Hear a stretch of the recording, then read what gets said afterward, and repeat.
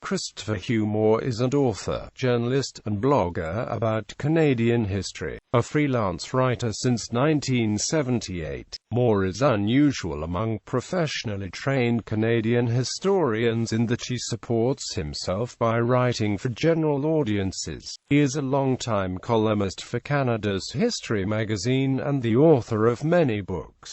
He has twice won the Governor-General's Literary Awards. Moore immigrated to Canada with his family in 1954, was raised in Nelson and Vancouver, British Columbia, and did undergraduate studies at the University of British Columbia. He began his historical career as a researcher with the Historic Sites Service of Parks Canada at Canada's largest historic site reconstruction, the 18th-century fortress of Lewisburg on Cape Breton Island, Nova Scotia. After graduate studies at the University of Ottawa and work with the Heritage Canada Foundation, Moore made Lewisburg the subject of his first book, Lewisburg Portraits, Life in an 18th-Century Garrison Town. Books.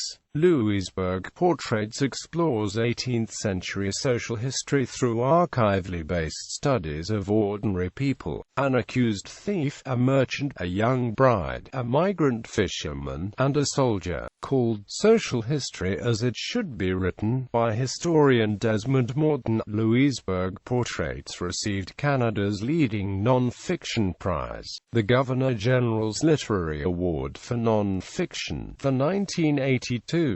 An e-book version was published in 2011. The Loyalists Revolution, Exile, Settlement, published in 1984 to coincide with the 200th anniversary of Loyalist settlement in Canada, mixes biographies of prominent and obscure individuals with a broad narrative of the Loyalist experience. It received the Secretary of State's Prize for Excellence in Canadian Studies in 1985. 1867. How the Fathers Made a Deal was born in the national debate over the Meech Lake Accord and Charlottetown Accord constitutional reform proposals. It was the first detailed examination of Canadian Confederation in a generation. Quote, "It combines Moore's characteristic biographical focus with a new emphasis on political over social history." Moore argues that the constitutional processes of the 1860s compare well against the executive-driven deals that failed in the 1980s and 1990s due to a greater inclusion of opposing voices in the Confederation debates. He outlines the principles of responsible government laid out by William Warren Baldwin, Joseph Howe, Louis Hippolyte Lafontaine, and Robert Baldwin, which inspired Macdonald, Cartier, McGee, and the Fathers as they framed the Constitution. Canadian political commentator Dalton Camp called 1867 just about the best book on our history I've ever read. Quote, in 2011, 1867 was named one of the 12 best Canadian political books of the previous 25 years and published as an e-book. In 2015, with the 150th anniversary of Confederation approaching, Moore published 3 Weeks in Quebec City, the meeting that made Canada, a closely detailed account of the Quebec Conference of 1864. At Quebec, the essence of the Canadian Constitution and Canadian nationhood was negotiated and laid out in 72 resolutions. These became the basis of the British North America Act 1867 and remain central to Canada's constitution. 3 weeks ranges from the parties, dinners, and flirtations surrounding the conference to close analysis of the constitutional decisions made, the reasons for them, and who drove them. Collaborative works. Moore has contributed essays or other work to several multi-authored historical works. The Illustrated History of Canada, edited by Craig Brown, a bestseller and a standard reference text in Canadian history. Story of a Nation, edited by Rudyard Griffiths. Canada, Our Century with Mark Kingwell and Sarah Borish. 101 Things Canadians Should Know About Canada, edited by Rudyard Griffiths. 100 Photos That Changed Canada, edited by Mark Reed. 100 Days That Changed Canada, edited by Mark Reed. Canada's Great War Album, edited by Mark Reed.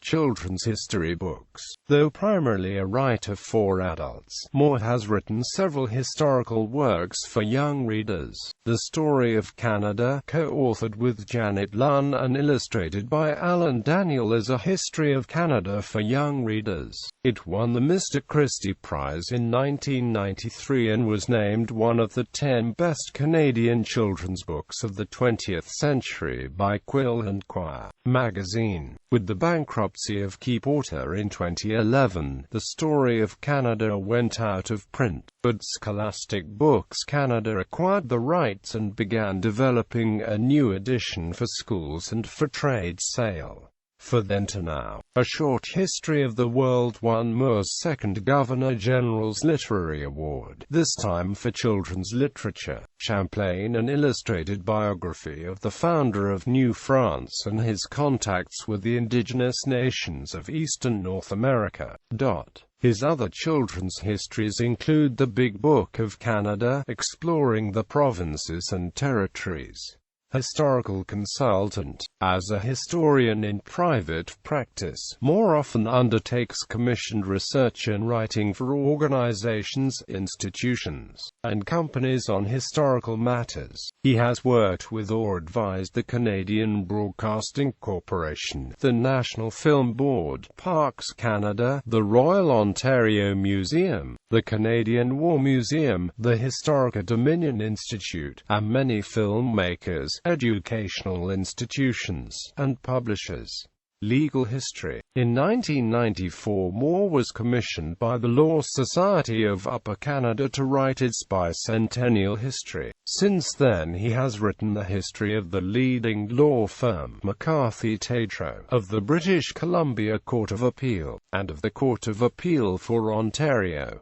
From 1998 to 2011 he wrote a column on legal history for the Toronto-based legal tabloid Law Times. The Law Society of Upper Canada and Ontario's Lawyers 1797 to 1997.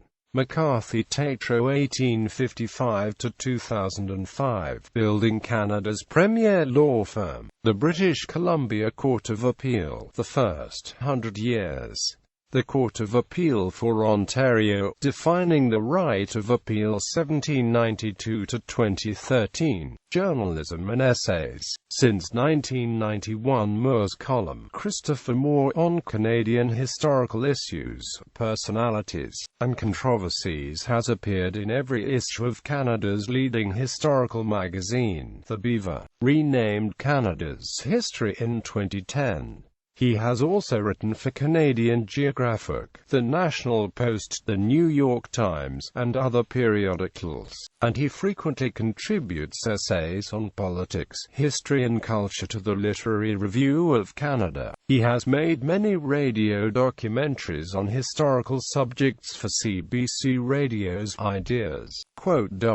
Moore has been nominated for 3 National Magazine Awards. Parliamentary Democracy. After the publication of 1867, How the Fathers Made a Deal in 1997, Moore began publishing political commentaries on parliamentary democracy in Canada. His common theme has been the lack of accountability in Canadian political leadership. Moore relates this failing to the practice of entrusting political party leadership selection to extra-parliamentary leadership contests in which thousands of party membership holders participate. Moore argues this process means Canadian party leaders, once selected, are in practice accountable to no one, and particularly not to the elected members of Parliament, a situation leading to the breakdown in parliamentary accountability often referred to in Canada as the democratic deficit, or the friendly dictatorship. Moore's argument remains a minority view, although the Reform Act 2015 introduced in the House of Commons by Michael Chung MP has attempted to increase leaders' accountability to the parliamentary caucus.